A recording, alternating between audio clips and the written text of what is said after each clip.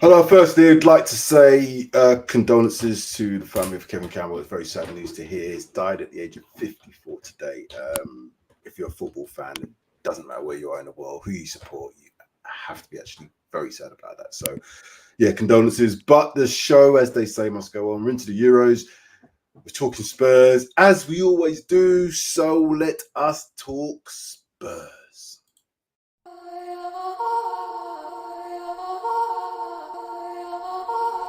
It's just different.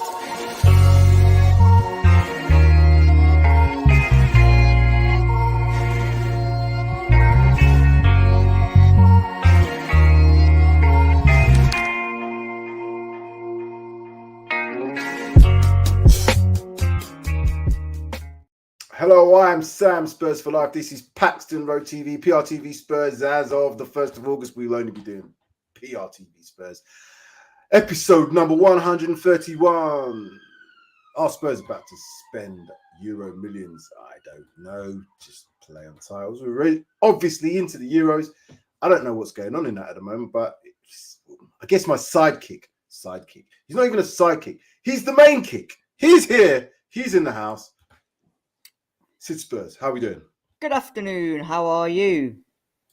Very good, thank you. Good, Very well. Yeah, you know what, Kevin Campbell, man. Sad news. Yeah, that was news about him. Good terrible. striker. West Brom, Everton. I was listening to a certain radio station this morning, and all the fans were coming in with all the stories and stuff like that. Very sad news at 54 years old. Obviously, the only thing that darkened his career was playing for Arsenal, wasn't it? But you know what? It is sad news. Good striker, and all the clubs will, I'm sure, they will pay their respects, and the players likewise. Yeah, again, I just remember seeing him.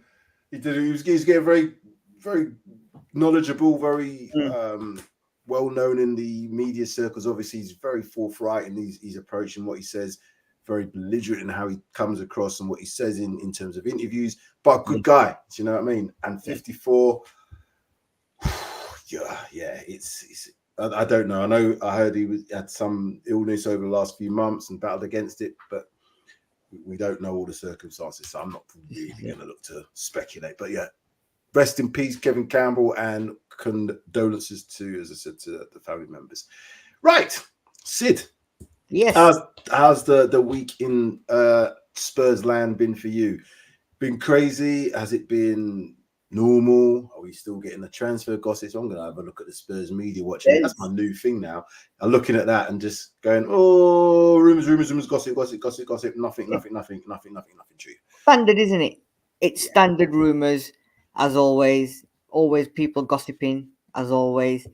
Rinse and repeat. People will pick up one story and then everybody on social media will start regurgitating that story and passing it around, and it's just rubbish.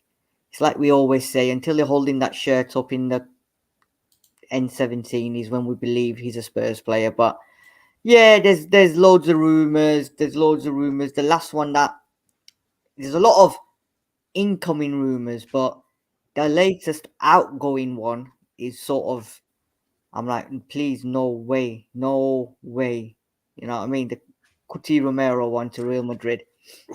Well, I think before we even start, let's talking about this. I've just seen this, obviously, and I know this is from yesterday, but I'm a conspiracy theorist, and I believe there's a conspiracy about to develop at Spurs. So obviously, and I say obviously, the story yesterday about Rodrigo Bentancur, yes, and Heung-min Son. Yes. Now, the reason I'm going to start with this, and the reason I'm going to start saying this about a little bit of a conspiracy theory, because I saw something the other day regarding Son.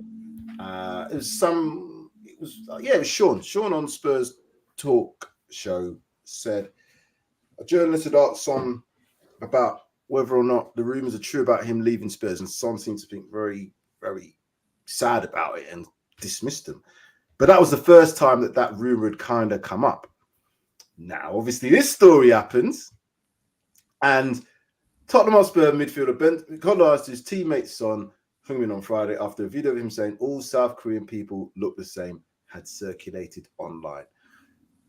Where did this come from? firstly? How did this come about? And then when I start looking at the bigger conspiracy theory, let's say that Son isn't very happy. Would this be something to kind of kickstart that whole, well, now I might need to go because my players and my teammates are racist? I'd hate to kind of use that phrase, but I'm going to use it in this sense because that's what it's being judged as being. Does that add fuel to the fire for the conspiracy theory that Son could possibly be on his way out of Spurs for whatever reasons? Do you know what? It's an absolutely top question, because Son has said himself he wants to stay. I think he's signed an extra 1-year extension and he wants to finish his career at Spurs. He's saying that all these big offers that come from Saudi or wherever, he's not interested in the money. He's interested in football. He's loving life at Spurs. The family's good. And then the bombshell yesterday, Rodrigo Bentancur. Now, we actually don't know the actual full interview unless you are there or you heard it and whatever. As always, it gets taken out of context. As soon as I read it as well that he's apologized, Bentancur, and Sonny seen. Sorry, we just hope Sonny sees the funny side of it. Listen, doesn't make a difference. At the end of the day, it is utterly disrespectful. This is family, you're saying. This is a person you're spending the majority of the week with in training, maybe socially. Then you're playing a football game. He's your teammate, and you come out with this comment. I'm not saying it's meant it or not meant it, tongue-in-cheek kind of thing. There's a place, there's a time for these comments. Not even a place and a time, to be fair. You know what I mean? There isn't a time and a place for this kind of stuff, especially in this age now. If it has happened, he's apologized. Is Son going to accept that apology? The fact that he's everywhere now, everyone's talking about it. Sonny might now be thinking, do you know what? Do I really want to be in a club now where, like you just said, there's racist players in there? I didn't know that. They're best of mates. And it's that usual two-faced kind of thing, innit? In front of me, you're my best pal. Now, what are they going to be saying behind my back? Have I got their back? Have they got my back? It's a very, very touchy, interesting statement. And it's going to be how Spurs take it, how Son's taking it, Bentancur and Postecoglou as well. I just don't even know how it came about, though, Sid. Sorry to interrupt you. I'm just reading the story because I didn't really know about it until today, to be honest with you. I kind of was a bit busy yesterday. Then I was like, what's going on here? And then after what I read about it, and it's saying something like, in a short clip posted on social media this week from the program, Por Camiseta, host Rafa Cotello asked a Uruguayan international for a Spurs player shirt, to which Bentancur replies, Sonny's, adding, it could be Sonny's cousin too, as they all look the same. Yeah. Now, again, I would imagine that, what's the language? Spanish? Is it Spanish? Obviously, Uruguayan, they speak Spanish, don't they? So I don't know if there's any translation issues. I'm assuming he would have done the interview in Spanish. And again, I'm not saying that there is, and I'm not going to try and justify this to say that there's any sort of, reasons to kind of downplay this, because we shouldn't do. But he says, Sonic brother, I apologize to you for what happened. It's a very bad joke. The 20-year-old on Instagram stories on Friday. That's Bentancur. Sorry, go on. Yeah, that's exactly what you just said. Sonny brother, I apologize to you what happened. It was a very bad joke. You know what? I love you and I would never disrespect you or hurt you or anyone else. I love you, brother. I'm sorry, but you cannot make that statement and then make another statement saying, I love you. It was a bad joke. I would never disrespect you or hurt you. You've just done that. You know what I mean? If you would never do it, then why have you done it? And you've done it in public, being interviewed. So yeah, and again, that makes me kind of, because this story about Son leaving Spurs kind of come out of nowhere. I know I've mentioned it a couple of times. If an offer was to come in for Spurs, to Spurs, massive offers for Son, we've got to think about it, because he's 32 now, he'll be 33 during the season.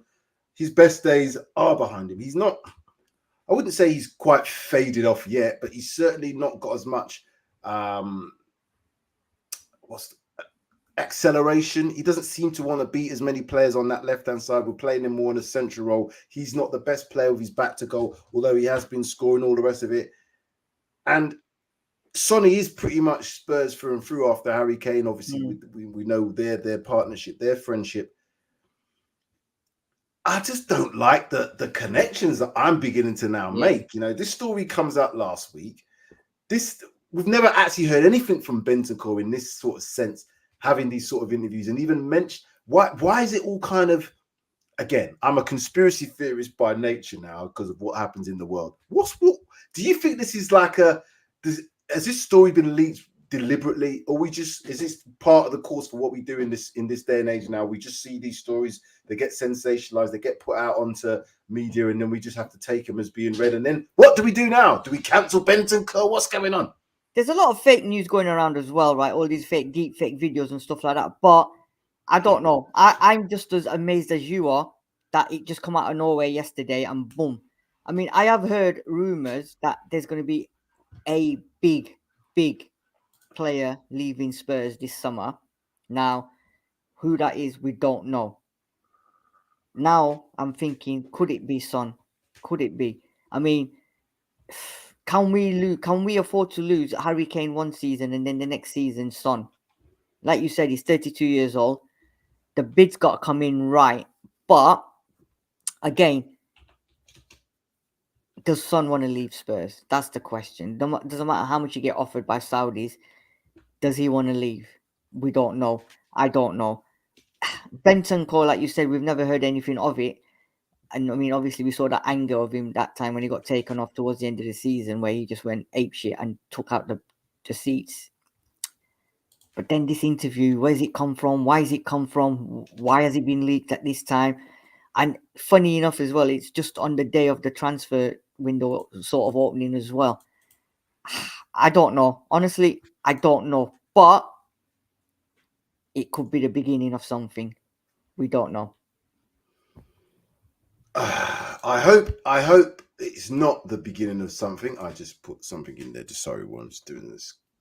Second, because I just made a spell. I hope it's not as well. I mean, I still don't want Sonny to go. I think Sonny's still got another good, at least one season at Spurs under Postecoglou, full season with, you know, playing on the left in his favoured position. I still think he's got something to give. In fact, I know he has got something to give and prove next season because he's not happy with his season this year.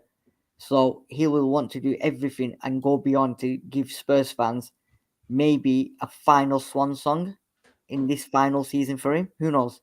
Who knows? But I then have to then think, if Son is going to continue as our captain, which I'm imagining he is, if he's at the club start of the season, where do you see him playing more regularly for us? On that left or as a number 9 as he's been playing recently more so? The reason I'm asking that question is because I'm hearing all the rumors, again, the rumors going that we are looking strongly for a forward. A forward's going to be top priority. But then again, I heard that a number 6 is going to be our priority. Then they're looking at defenders. Then we're looking at right backs. Then we're looking at that. So again, this is what I'm saying. I'm being silly here.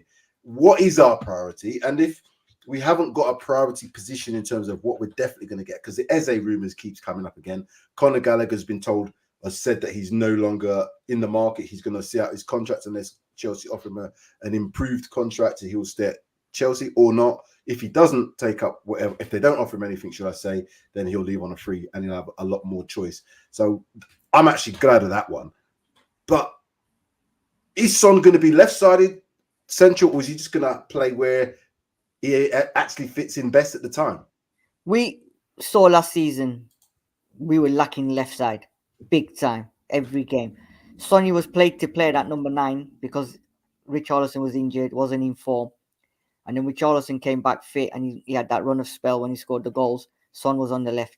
Son's favourite position always has been and will be the left-sided.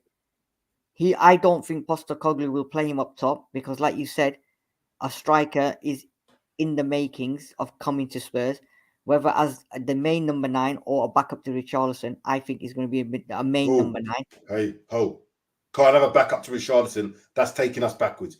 If we get a number 9, he's got to be better than Richarlison. Definitely got to be better. I think he's going to be a number 9 that comes in and will be the main striker with Richarlison fitting in around him. That's what I reckon. And Son has to play on the left because we saw it all last season as Spurs fans as well that went to the game. When he's playing as a number 9, his back's always to the goal. His control was poor. His first touch was poor. I don't think he's comfortable in that position. So he has to be on the left, no matter what. And if that's the case, and Son is going to primarily play on the left, and let's say that we do put in it, because there's strong rumors about Eze now. Some people are saying that the deal's already done and pretty much, yeah, that's what I'm hearing. I'm hearing that the deal's done. Eze. Wasn't that the same with Jarrod Bowen? Wasn't that the same with Willian? Wasn't that the same with Diaz? And I can continue. Yeah. So until he's holding that shirt in the club is when I believe. Mate, I the window's open, as you said, as of yesterday, 14th. I'm not to say that Spurs are going to, right, here we go, the same day, there's a player we signed. The rumours are now getting stronger with regards to Eze. Obviously, the Conor, as just mentioned, the Conor Gallagher thing's now done. So it looks and appears that if we are going to sign a big player, then this will probably be our big signing of the summer. Gallagher's not done, Sam. Say again? Gallagher's not done because they will not allow him to leave on a free next year. If Spurs put in a bid of 40 million, 45 million, Chelsea will seriously take that because they're not. He won't. The player won't know, Sid. The player will not.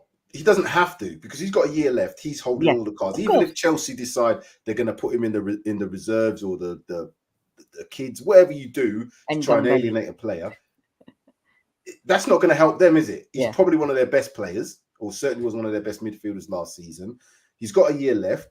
You're not going to get any money for him anyway if you don't sell him. And if he doesn't want to go, well, you can't force him to go. You can only force him to be uncomfortable, which I don't think that they're going to do that. Well, I say that, but I don't know. They've got a new manager coming in. He's probably going to not want to have disruptions in the camp, blah, blah, blah, blah, blah. So it is not a great situation for them. And I guess if someone like, I don't know, a Manchester United, that would be interesting. Because if Manchester United came in for Conor Gallagher, I think he'd go there. Even though it's completely turmoil there, I think he'd go. Join Mason Mount on the bench.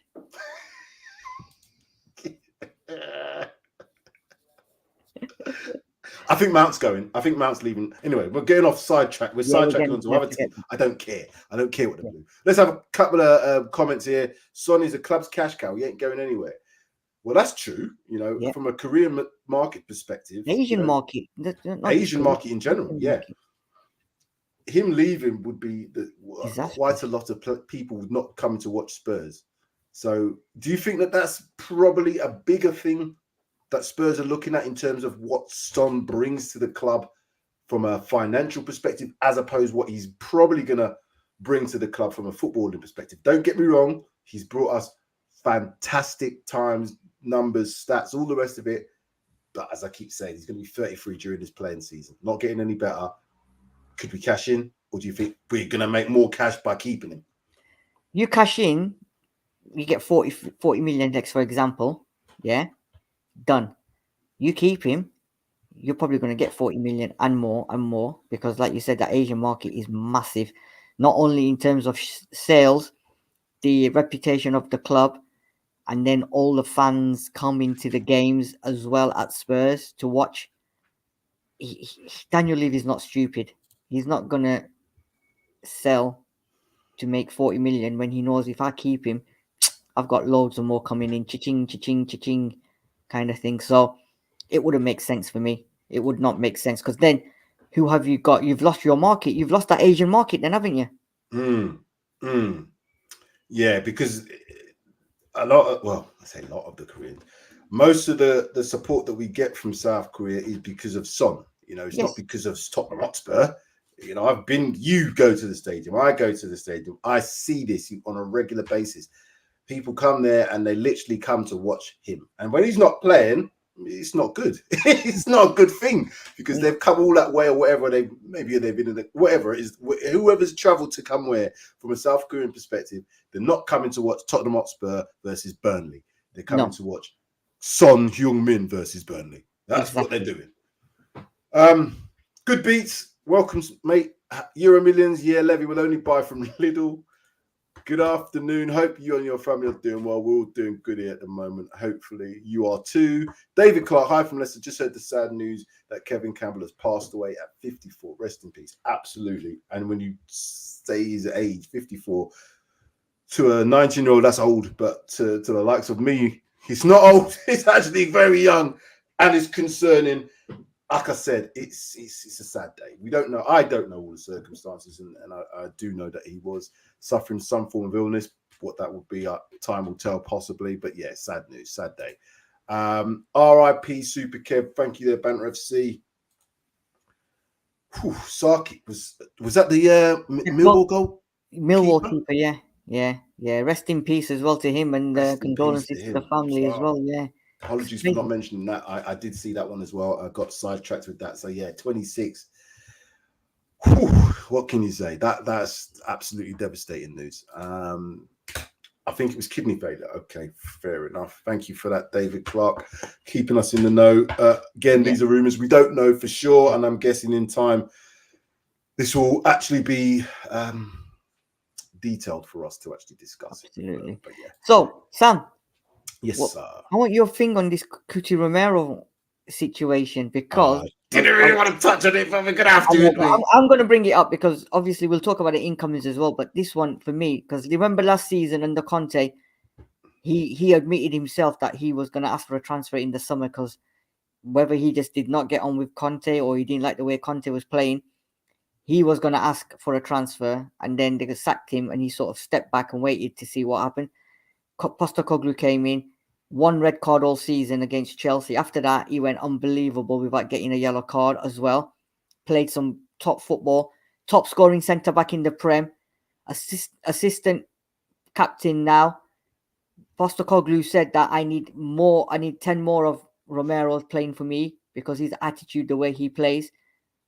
He's a pivot. I think he's a pivotal piece in the jigsaw that Postecoglou is building.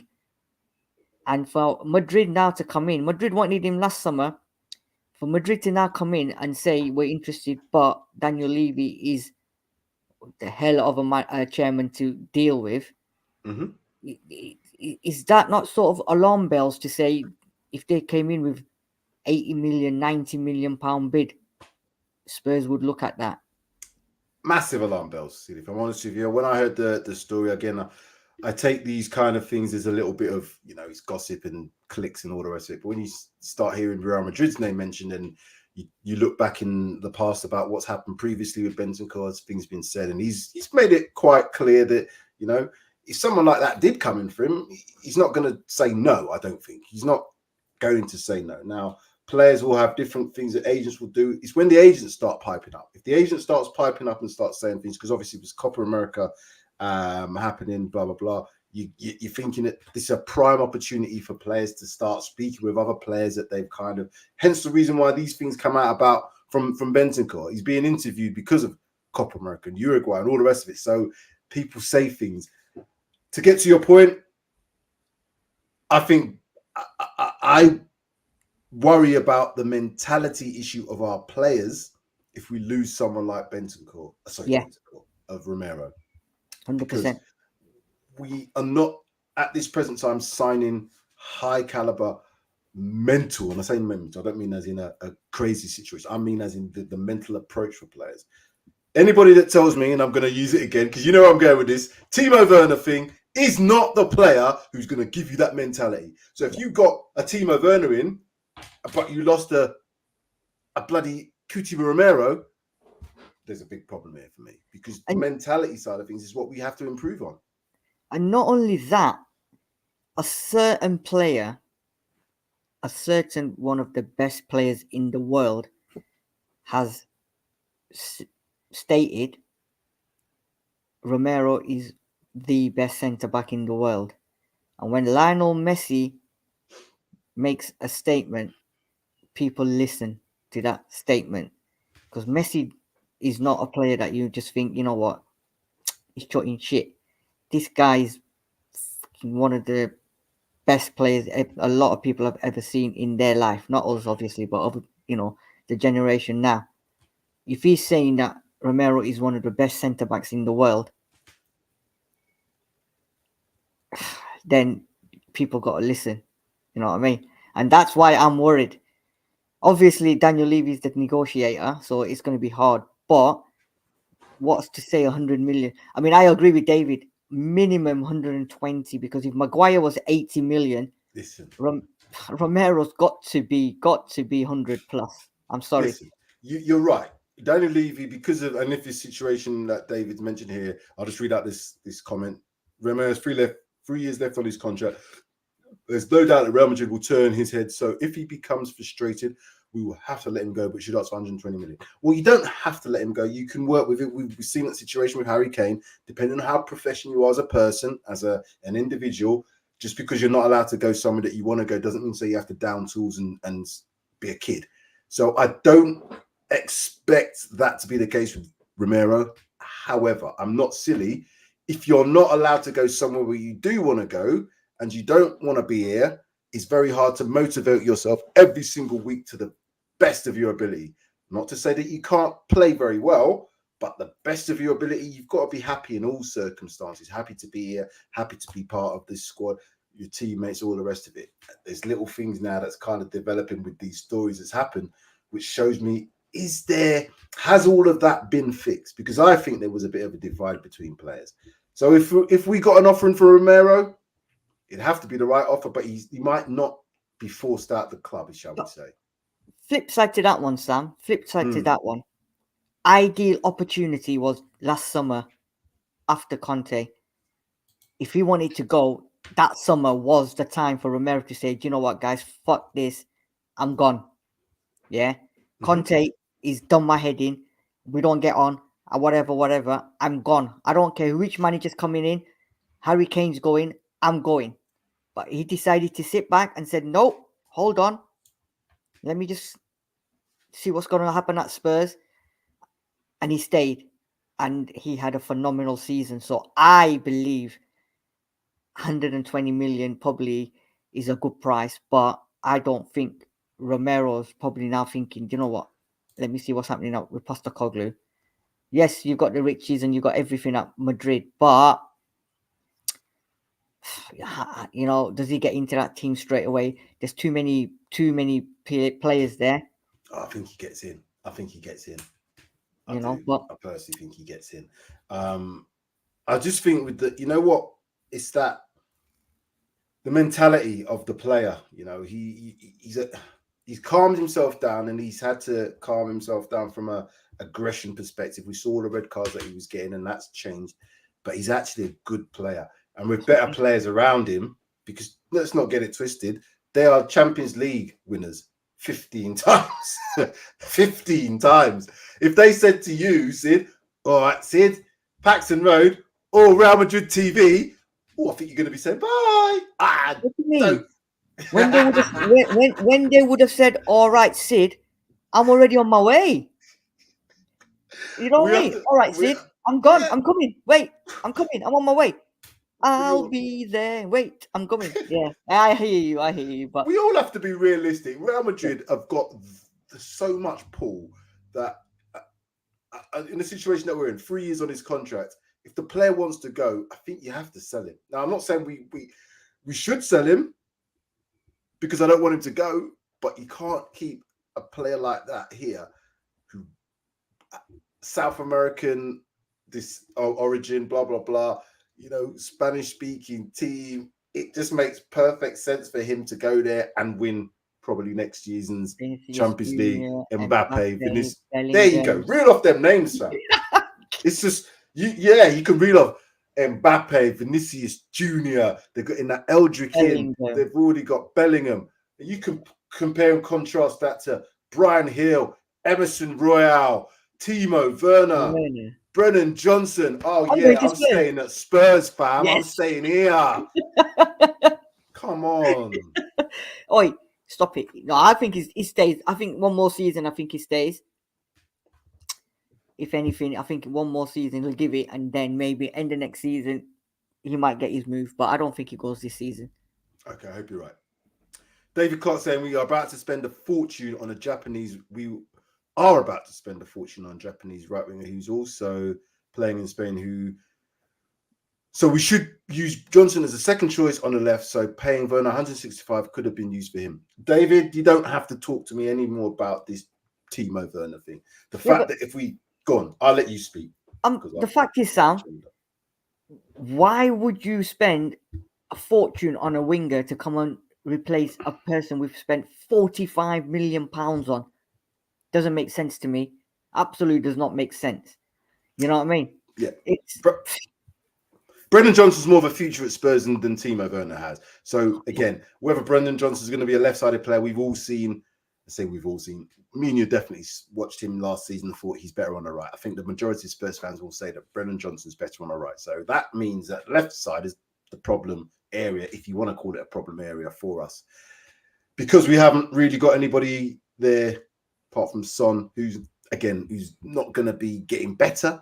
And then you've replaced whoever you're going to say, Brian Gill, if you replace Brian Gill with Timo Werner. And now we're talking about Eze, who primarily plays from the left for Palace, from what I understand. Whether he can play from the right, I don't know.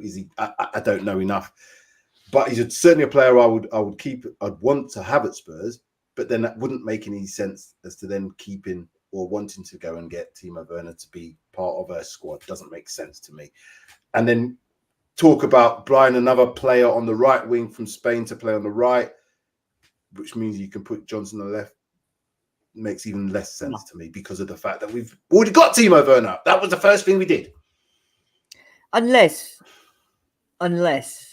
we get a bidding for Johnson, somebody comes in and says, you know what, we'll offer you 35 million for Johnson, then would you take the money for that? If we're getting this Japanese winger, would you take, somebody offered you 35, 40 million for Johnson? Or do you keep him as a backup? Question, isn't it? Yeah, it's a terrible one because I would, if I'd had I would have rewound the whole thing, undone the Timo Werner deal and made that decision then. And that would have, because it makes more sense because you've already spent 45 million pounds on this guy, but you're not paying him 165 grand a week in wages. You're definitely not paying him that. We probably looked at the wages that Johnson's getting is definitely not anywhere close to that. So if you are going to keep a backup that you've already bought, spent a lot of money on, who's younger, 22, whatever he is, that makes more sense. And then if you are going to get this winger on the right, yeah, do that, but not now. I don't think that makes any sense now to me. Get the best player you can for that position, or in terms of what you can get. And it looks like the best player we're going to have in the forward line at the moment is going to be Eze, and then possibly a number 9. Do you think those are priority? Do you think we need to get this number 6 first and the centre back? Where's the priority position for you, mate? Striker, man, all day long. A striker is a priority, and a midfielder. We've got 2 centre backs. Yeah, that's good. We've got Phillips in the backup, but obviously he's still young. Striker, midfielder, centre back. Striker, 2 midfielder, centre back. The striker has to be a priority because defenders keep clean sheets, win you games. Strikers score the goals to win you games. But most important for me next season is, if you're going to have a number 9, then you need to have wingers that are going to do what they need to do, go down the byline and cross that freaking ball into the box. None of this fucking Barcelona tippy top, and then not shoot from outside, try and score from the inside, and you've got an open goal. Nah, I'm not going to score. I'm going to push it back out. No, you've got to then play the system, play the game, get your wingers down the byline, cross the ball in, and number 9, bang, bish, bomb, off you go. This tippy-tappy shit's got to stop. I'm just reading here, and I'll put this whilst you was talking. Sorry. Players who could be sold by Spurs this summer. Chairman Daniel Levy and Spurs are said to be open to offers. Again, this is all rumours, people. This is coming from the Spurs Media Watch, so it's rumours. Tottenham could now offer Gill in a swap move for prolific 17 million striker. Is that the one from Italy? Yeah, the one that Spurs Pirlo. looking to replace Harry Kane. Kane, blah blah blah. So this is what I'm saying. When you do the clickbait thing, you get clickbaited because now they're talking about Son and bloody Kane, and the story about Brian Hill is probably way down. Of course it is. Forget this. I think it's this 17-year-old that plays for. There we go. This wonder kid, Italian wonder kid, who is rated very highly by Azzurri legend Pirlo. The player in question is Nesri. Giovanni Leone. Is that his name? Nesri. Sorry? What's the player's name? This one is Giovanni Leone, but he's a centre back. Oh my god. Okay. Spanish? Did you say? Was it Spanish? He says Italian, man. I'm just reading. Oh man, see this. I've got here, according to Spanish news outlet El Mira, who also suggests that Gil could be used by Spurs in a swap deal for an Nesri to bring the price down. This player here, I'll show you. I'll put him onto screen, Pete. Never heard of him. Plays for Seville. Don't know him, but apparently attracting interest from Manchester United and West Ham. Well, do you know what? It's clickbait, man. This is what I said. This is the problem, isn't it? I mean, we could talk about all the players that we link with while Danny Rose is sat there googling the players, right? Because half of the players I've never heard of. Yeah. I mean, the ones that we got to talk about is Onana is one of them. Apparently, we're head to head with Arsenal for Onana. Onana, what's his name? Right.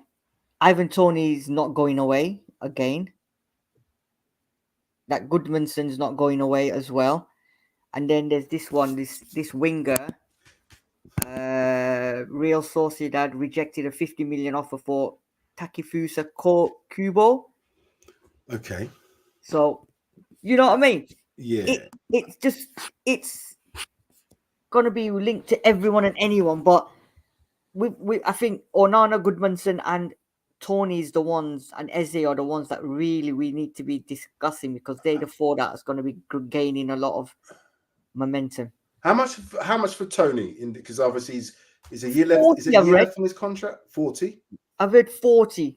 29-year-old player. I think he's 29, 28, 29, possibly. Yeah. So Eze being 25, you're looking at what 68 million pound release clause or 60 million pound release clause.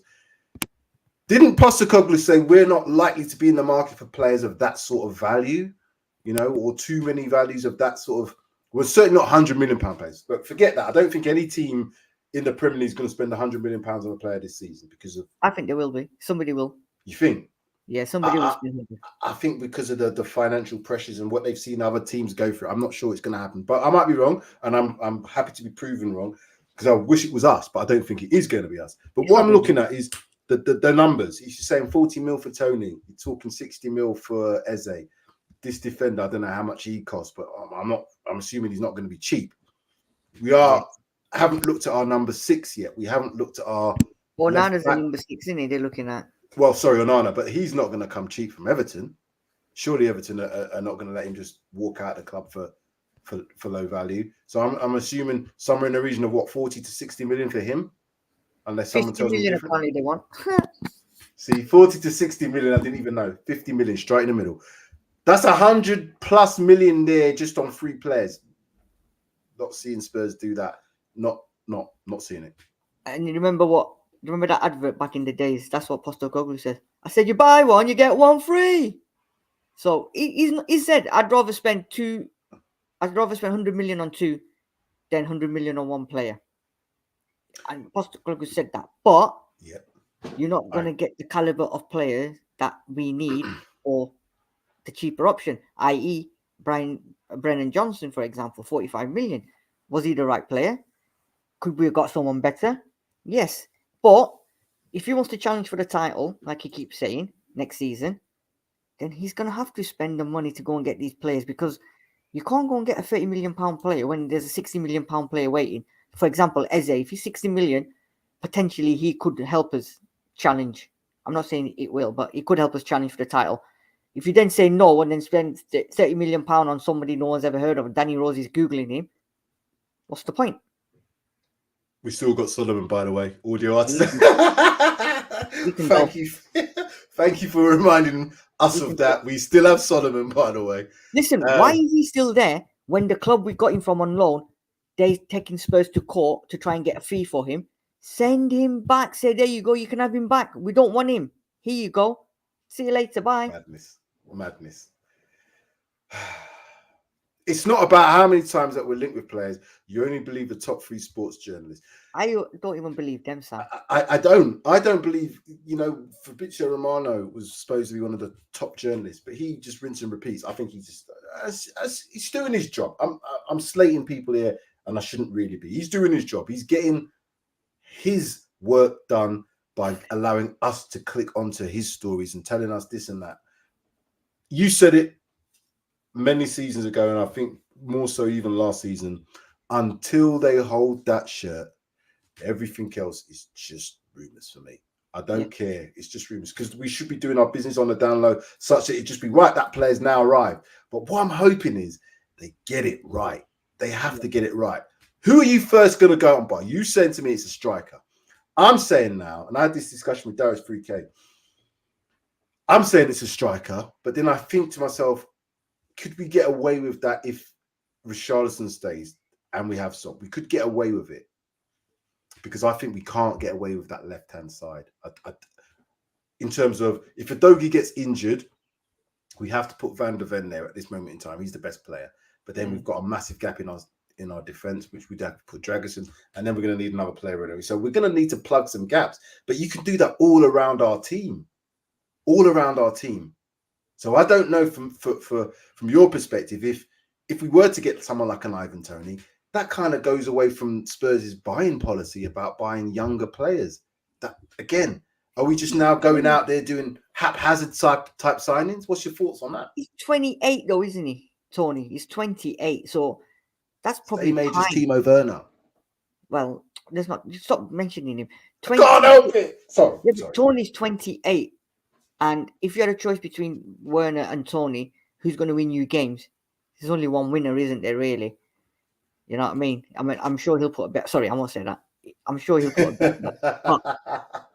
He's 28, and they say that's when you hit your prime, don't you? So you can't you can gamble on a young 22, 23, 24-year-old, but we did that with Brennan Johnson last season, and it sort of didn't work out. And it's a winger role, but the striker role is massive, important. Yeah.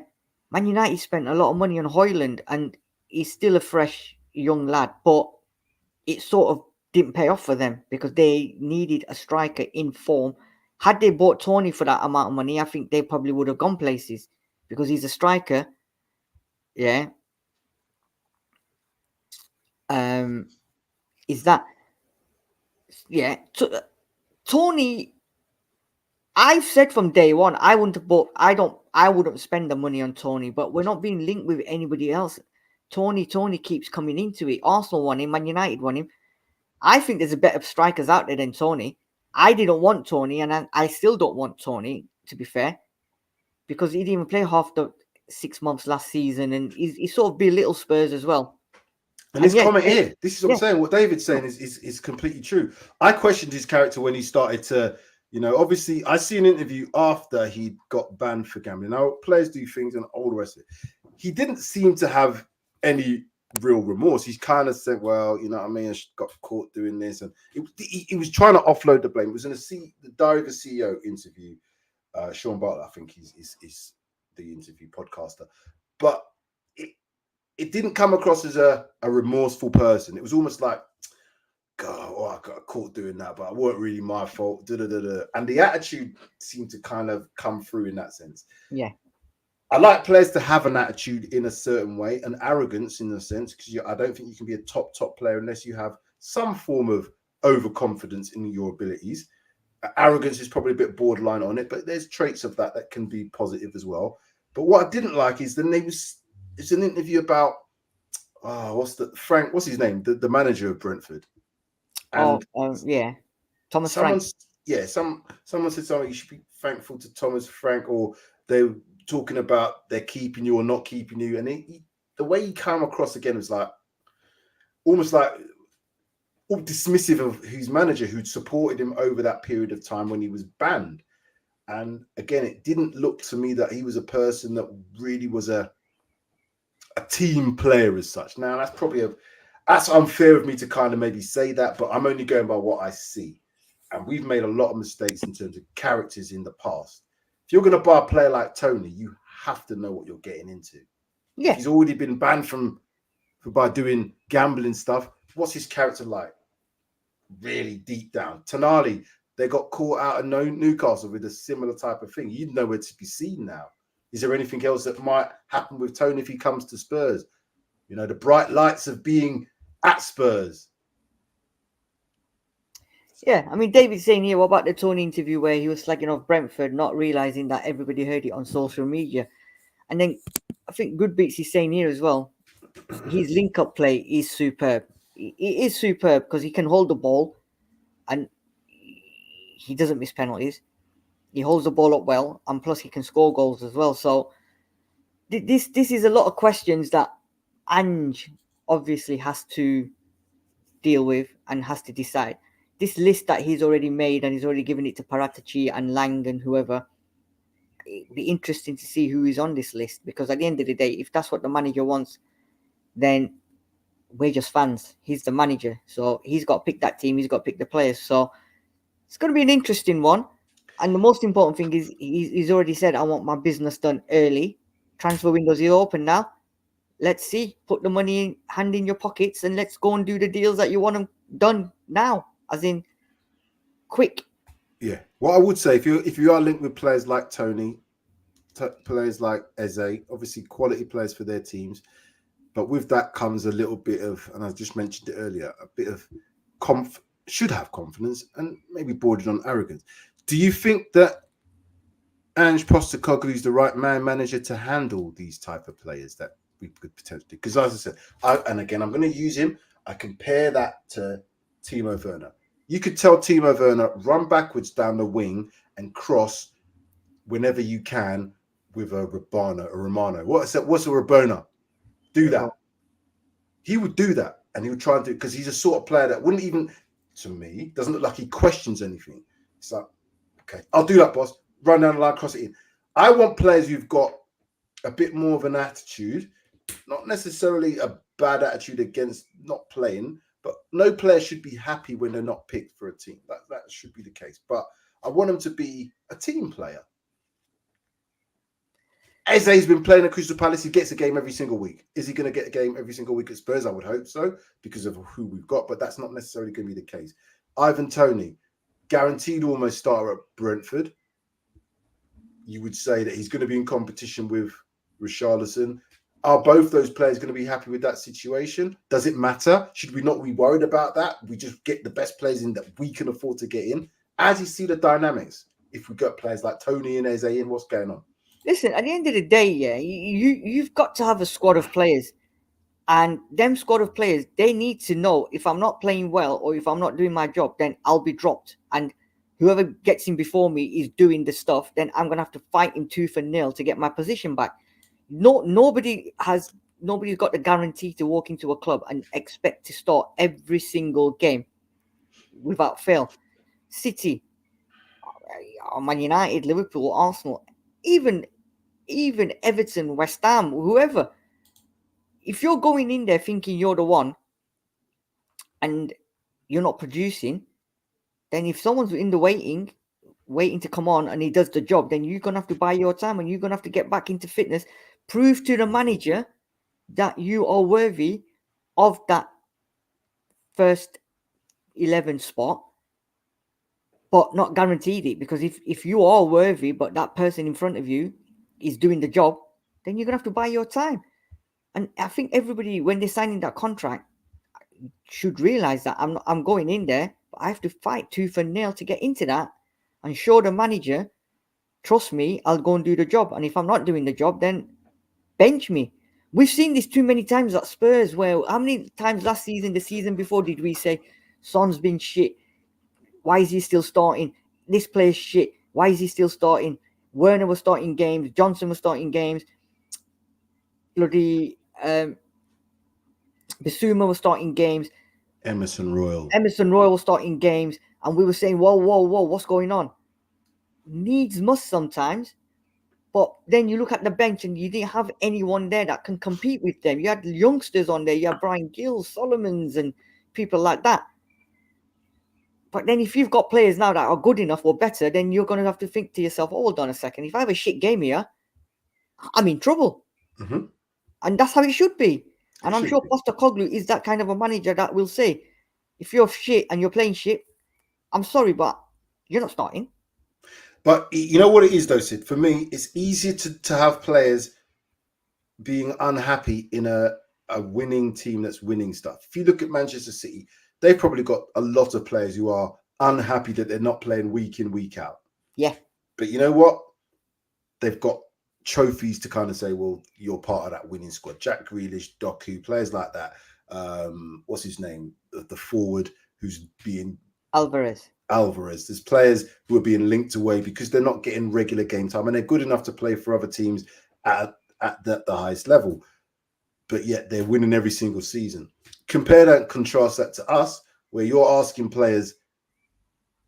I've just seen Ndombele, 200 grand, who don't even check in here. He ain't even got a locker here. But you're asking me to come here on, let's say they're paying someone 60 grand to sit on the bench, but then you're paying someone like Timo Werner 165 grand. Will you blank him out? I need to do a Men in Black on you. And I'm just saying these things for contrast because we're not winning anything. If we'd have won the FA Cup last season and we'd have done what we've done, players being then linked with us saying, oh, well, you're not guaranteed to start, I could kind of understand that a bit more. But the topsy-turvy nature of what I saw at times from some of our players, which means that there's players that can be improved. But I've always maintained, and I'll still maintain this, the drop-off can't be too much. The drop-off from bloody Van de Ven to whoever replaced him can't be as big as the gap as we've seen with someone like Porro to Emerson Royal, or from Udogie down to Ryan Sesson, who never made any appearances. You know, so again, the same thing on that left-hand side, which makes me, my conspiracy hat is going even more crackers. If Son is kept and we do get a forward and we do get Eze, let's say those the only two players that we do get, then Son's definitely going to be more left-sided player. Would you not agree? Eze is definitely going to be a more left-sided player from what I understand him to do, unless he's going to be changed position. You'll have two forwards in Richarlison and Toney, which I'll go with because then you can back that with a youngster, Scarlett or somebody like that in. Why do we get to Romero? Listen, that hasn't happened. Go on. I've said this to you many times. Postecoglou said it from last season. He sees something in Werner. He likes the way Werner plays.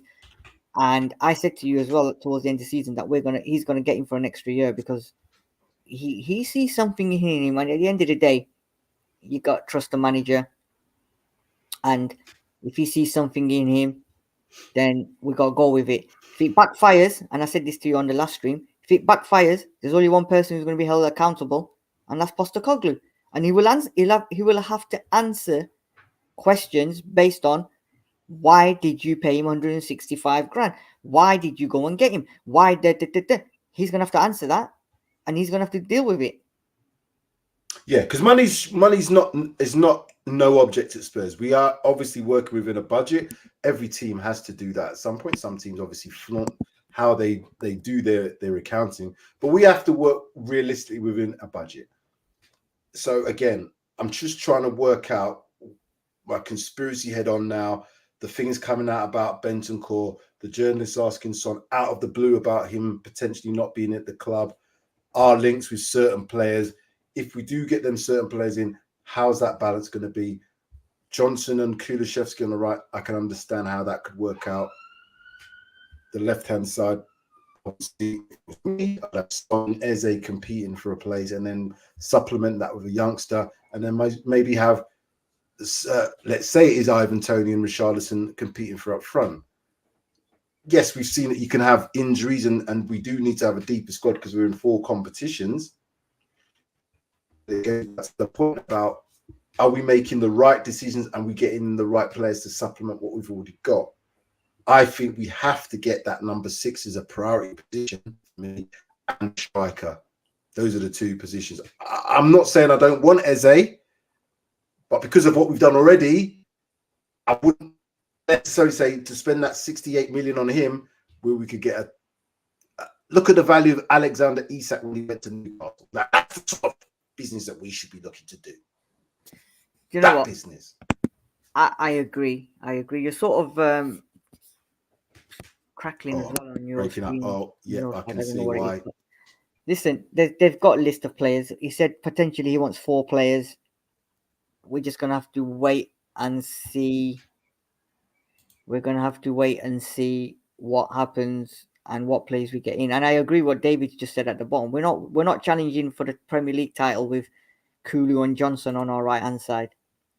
I agree with you 100% there, David. But he's got a list of players.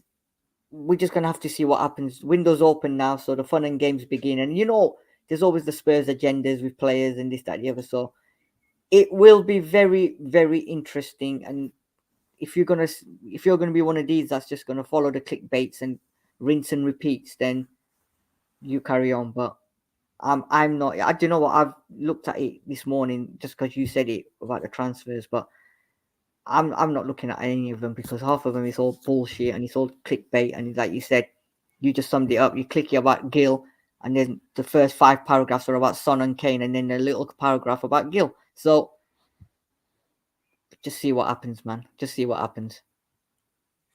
Apologies if I shoot like a little bit. I can see that I've got a little bit of a Sky issue. So again, we'll be finishing soon. But as we've got a lot of new people in the building, who's this? Chesley's. Is that Chesley's? Am I saying that right? Chesley, it's my birthday. Can I get a shout out? Happy of course you can. Shout out, happy birthday. Happy birthday. Good beats. Agree we need new 1v1 monsters on the wings to push on. We've said that already. We've done your birthday. Shout out. Germany game last night showed where Musiala, man. What a player. Do you know what? There's this debate going on with is Musiala and who's better out of him or Bellingham? Musiala or him or Bellingham? Him or Bellingham? What a player. He's going to be, I tell you what, somebody's going to pay some big money for him. Yeah. Shout out to Angelo Tyro's in the house. David Clark, good beats as always. Deshaun Skyers. Is that right? Skyers? Did I say that right? Yeah. Yeah, I love that one. Audio Artisan. We love to see new people in the chat. We love to see it. Metro Football TV. Pop back in. Hope all are well. We're doing good. Listen, we've got new people in the house, but please, if you haven't already subscribed to PRTv Spurs, make sure you follow the channel. Make sure you subscribe to the channel because come 1st of August, Paxton Road TV won't be showing our shows. It'll be all on PRTv Spurs. So make sure you're on it. Otherwise, you're going to miss out. And you don't want to be missing out on the likes of myself, the likes of Sid, the likes of Darius, the likes of Sean, all the rest of those people that come on, Pav, Jodi, etc. Join us for them. You know what we could do, as I said, because of the amount of clickbait, we could do this for hours and then, but we're going to wrap this up now. We'll do another show soon. Who's this? Alan Leslie, still got PSD from Germany game last night. I didn't even watch the game last night, but I heard that Germany played well. Did they play well? What's the score? I didn't watch the game, but it was 5-1. I know at half time they were 3 down. They were 3 down with a man down. So, but apparently they got schooled from what I gather. And people were saying Germany are not favourites and this, that, the other. I think that performance yesterday from apparently Musiala was, man, he was apparently. So levels. It's only game one. It is, and you can win game one and not necessarily through. So, and you could be opposite, but I don't see Scotland winning this tournament. The Jocks made me laugh last night. They played 5 at the back and said, "Go on, Germany, shoot from outside the box." So they did, and they scored 5. Hey, David, it's a good job they weren't playing Spurs, because there was no way we were going to shoot from outside the box on that one. Yeah, we're not allowed to shoot from outside the box. No. Okay, people, I think we're going to wrap up. I've got a bit of. I'm thinking that we're going to have one of our big players leave this summer, and whether that is someone we want to go or someone that we don't want to go, I think a big player is going to leave us this summer. I'm not going to name any more names. We've had a bit of a discussion on this topic. I'm a conspiracy theorist, people. So yeah, take that as what you may. Scotland were very poor. They have it. The big build up. Yeah, I didn't watch them. It will be a Swiss roll next for the Jocks. But you said the Jigs. Jocks there. I know it was Jocks, David. I'll be messing about with you. As I said, thank you for all those watching. If the stream has been a little bit laggy, it'll be sorted out for next time because I'm getting rid of Sky. They're just doing my head in. Thanks to Sean. Slime. Who's this? Slimes. 69. Sonny's the club's cash cow. We ain't going nowhere. Thank you, Slimes, for that comment. We had that up before, but I just wanted to say thank you for your comments. Thank you to all watching. Sid, final thoughts? Final thoughts is the transfer window is open, ladies and gentlemen, people of the Spurs community. Forget the clickbait. Don't listen to all this rubbish and nonsense that people are, because we're going to be linked with everyone and anyone. Just buy your time. Like somebody said in the comment section, it'll be a last minute rush 3 hours before the final window closes that we go and buy in someone. And I think you mentioned that we'll probably put in a bid for Toney. I don't know. But let's hope Postecoglou is true to his words and gets the signings done early before pre-season starts, so these new players have a proper pre-season with Spurs. It's difficult though, Sid, because of the fact, and I'll just mention this, because of the fact that we've got two competitions happening in Euro, Copa America, I believe, is happening as well. Yep. So Olympics as well, difficult to get deals done if players are going to be involved in those sort of things. It's not impossible, don't get me wrong, it happens, but getting your business done early, you're right, rather than later, because you get that, if you do it after tournaments, you get that sort of side of things where they might have had a brilliant tournament and you buy them off the back of that tournament, or they don't have a great tournament and get injured, and it's like, oh my God, stop. So it's a real minefield at the moment with transfers. But the thing is, you've already got your list of players picked, right, on performances prior. These tournaments are not gonna be the end all be all. Yeah, you're judging a player on previous. What you've done, your scouting, you've done it. You want that player, whether there's a tournament going on or not. You've already sort of, the main person is the agent, isn't it? So, and the club deal with them. Personal terms are never ever an issue. Get the basics done, and if that's what you want and you want that player that badly, get all the bases done, do the foundations, then do the final bit when the player is available. Job done.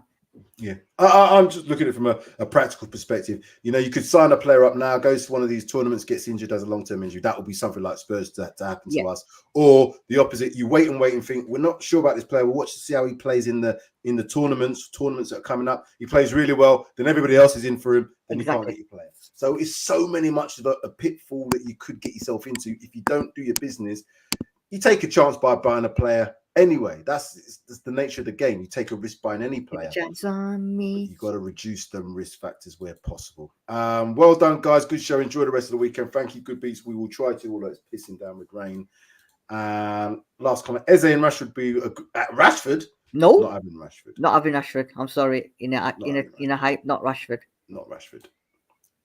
Tip: sign a player that doesn't wear heels. That's probably a very good point. You don't want to be wearing heels. You don't want to be wearing heels playing football. It's not good. They get stuck in the mud. Sid, that is it, I think. Thank you all. Like, subscribe, comment, as always. PRTv Spurs, as we've mentioned already, from 1st of August, we'll be exclusively live streaming from there, and all our content will be from there. Paxton Road TV will be not streaming live, but it'll be there for all our library of catalogue of all the stuff that we've done over the last 4 years or so. But that is about it. Again, apologies for the stream. If it was lagging, Sid's not. So his has been all right. Thank you, people. Come on, you Spurs. Thank you, Sid. That is it. Looking for the music, as I always do. Don't have it on the brand page. Always. What should I do? Enjoy the football. Enjoy the Euros. I'm going to go with this one. The drum and bass. Bye. More developed,